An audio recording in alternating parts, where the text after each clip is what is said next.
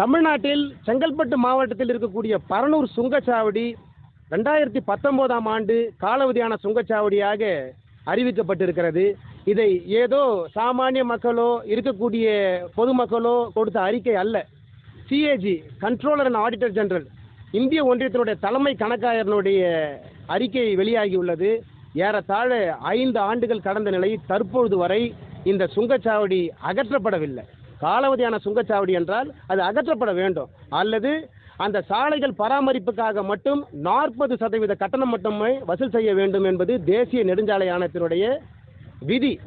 ஆனால் இது போன்ற எந்த என்ஹெச்ஏ விதியும் இவர்கள் பின்பற்றப்படுவதில்லை. அதே போன்று சுங்கச்சாவடியில் இருக்கக்கூடிய அடிப்படை வசதிகள் எதுவும் செய்து தரப்படவில்லை.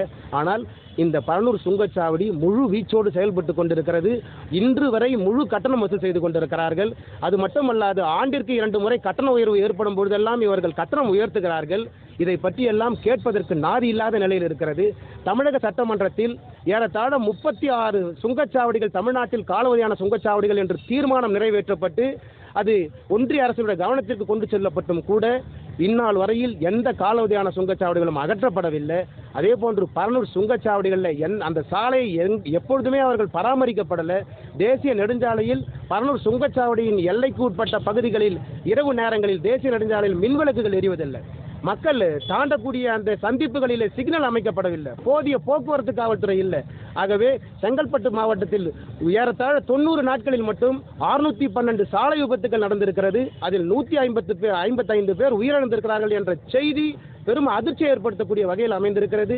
தமிழ்நாட்டில் இருக்கக்கூடிய 38-39 மாவட்டங்களில் செங்கல்பட்டு மாவட்டம் அதிக சாலை விபத்துக்கள் நடப்பதாகவும் உயிர் சேதங்கள் ஏற்படுவதாகவும் முதலிடம் பிடித்திருக்கிறதை நினைக்கும் பொழுது வேதனையாக இருக்கிறது.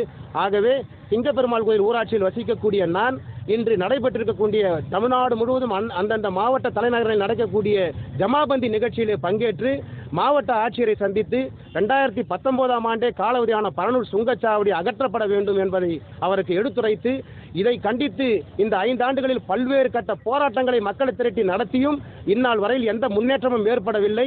ஆகவே இந்த சுங்கச்சாவடி அகற்றுவதற்கான முழு அதிகாரம் மாவட்ட ஆட்சியரிடத்திலே உங்களிடத்திலே இருக்கிறது. ஆகவே இடைக்கால தடையாயச்சம் செய்து இந்த சுங்கச்சாவடியை நிறுத்தப்பட வேண்டும், கட்டணம் வசூல் செய்யக்கூடாது, அல்லது முழுமையாக இந்த சுங்கச்சாவடி அகற்றப்பட வேண்டும் என்ற கோரிக்கை மனு அளித்து மாவட்ட ஆட்சியரிடம் நான் வலியுறுத்தியிருக்கிறேன்.